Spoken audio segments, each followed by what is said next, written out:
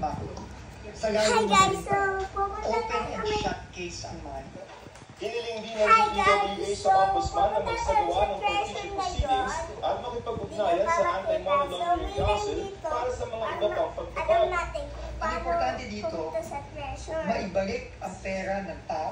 Ngayong may nakahain ng formal na reklamo o complaint dito sa Ombudsman, ang Ombudsman ay magsasagawa ng preliminary investigation at pagkatapos ng investigasyon ay maghahain naman ng formal na kaso sa Sandigan Bayan kung saan ito lilitisin. Sinusubukan pang makuha ng GMA News ang panig ng mga kinasuhan. Pero ang abogado ni Hernandez gusto pa raw mabasa ang buong complaint. I haven't seen the complaint just yet.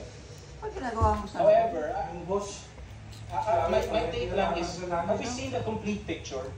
Bakit meron lang agad kayo ng complaint? So, laman nito ay gold. Tama. Tignan nyo guys. Tignan nyo. Gold. So, yun lang. Bye!